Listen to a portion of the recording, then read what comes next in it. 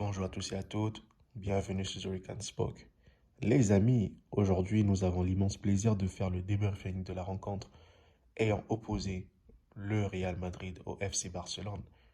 Comme vous le savez tous, c'était le Classico en Espagne, un match à ne pas manquer, un match de tous les dangers, un match au cours duquel le Barça, en cas de victoire, avait l'occasion de reléguer le Real Madrid à 6 points d'écart, et aussi un match au cours duquel le Real Madrid avait l'opportunité de revenir à hauteur du FC Barcelone avec le même nombre de points. Mais aussi, l'autre enjeu de la rencontre était les Galactiques contre la Masia, même si le FC Barcelone n'est pas rempli que de jeunes, parce qu'il y a des joueurs d'expérience comme Lewandowski, Rafinha et autres, mais c'était la Masia en grande partie avec son entraîneur, l'Allemand Hansi Flick, qui faisait face au vieux Carlo Ancelotti. Donc, c'était une rencontre à ne pas manquer et je sors cette vidéo comme un jour après la rencontre pour avoir eu le temps de bien analyser toute cette rencontre, tout et tout, pour voir les tenants et les aboutissants de cette rencontre en vue de vous produire une meilleure analyse en fait. Sans plus tarder, rentrons dans le vif du sujet. Alors les amis, hier nous avons assisté à une très très belle rencontre ayant opposé le Real Madrid au FC Barcelone, les Catalans contre les Madrilènes. Nous avons vu une équipe du FC Barcelone qui a démoli, qui a détruit le Real Madrid sur le score de 4-0. C'était un score sans appel. Et j'espère que le réveil pour les Madrilènes aujourd'hui n'est pas si dur que ça parce que le Real Madrid est habitué à prendre des déculottés comme ça contre le FC Barcelone. C'est pas la première fois. Rappelez-vous avec Xavi, ils avaient déjà détruit le Real Madrid aussi. Et franchement, que dire les amis? C'est une rencontre qui était pourtant logique. Moi, je m'attendais à un score fleuve, mais pas que euh, je m'attendais à une victoire du FC Barcelone, mais pas que le Barça détruise le Real Madrid avec cette ampleur. En fait, 4 buts à 0 sans que le Real ne marque un seul but, les gars. Franchement, c'est très fort de la part de Hansi Flick, les gars. J'espère que vous vous rendez compte à quel niveau ce type, il est fantastique. Hansi Flick, c'est l'un des meilleurs entraîneurs du monde, des amis.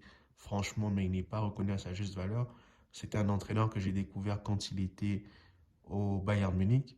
Au Bayern Munich, il faisait déjà de la magie. Et là, cette fois-ci, avec le FC Barcelone, on voit même que Lewandowski est de retour au sommet. Parce que là, il est déjà 14 buts en 11 matchs. On voit un Lamine Yamal qui retrouve ses jambes, même s'il ne les a jamais perdus. On a un Rafinha qui est de retour au sommet. Franchement, cette équipe du FC Barcelone, c'est une équipe franchement fantastique, les gars. S'imposer 4-0 comme ça au Bernabeu, les amis, il faut le faire en fait. Et Hansi Flick l'a fait.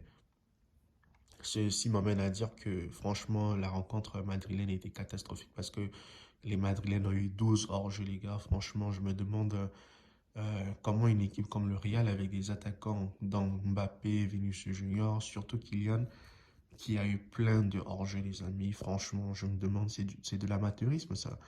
Un grand joueur de sa trempe, puis comment il peut se faire piéger hors-jeu à 8 reprises ou 9 reprises comme ça. C'est incroyable, les amis. Franchement, et même les face-à-face qu'il a, il n'est pas capable de les convertir. Il y a une occasion que Vinicius lui fait une passe.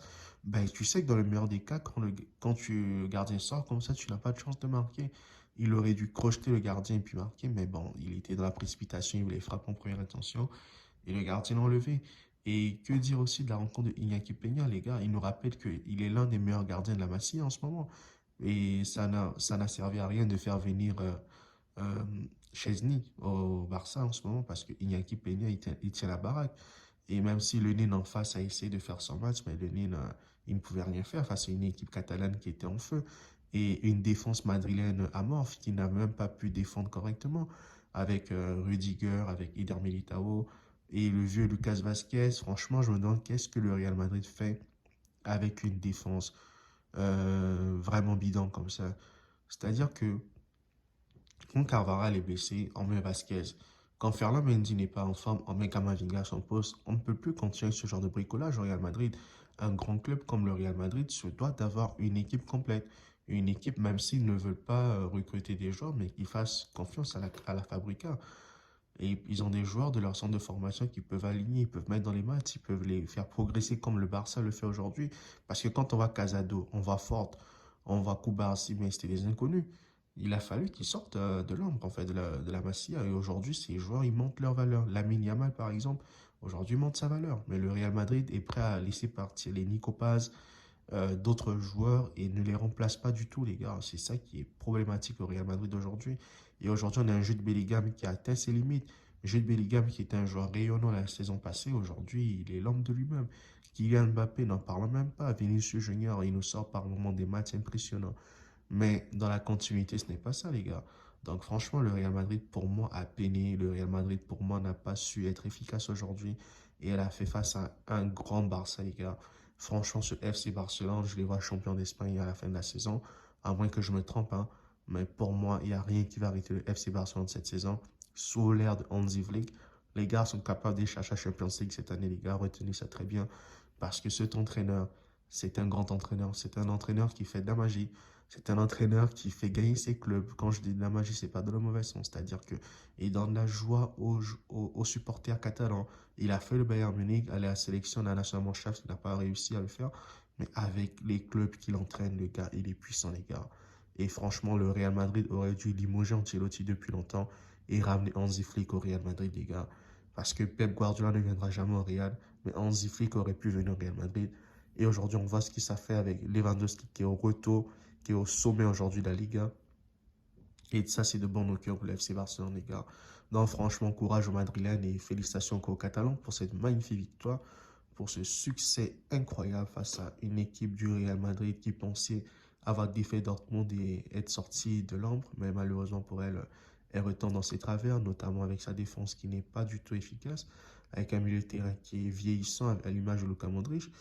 Et c'est ça, les amis. En tout cas, moi, c'était ma petite analyse du moment. Si vous avez aimé cette vidéo, abonnez-vous, partagez, commentez autour de vous massivement afin que nous soyons plus grand nombre. See you guys, ciao.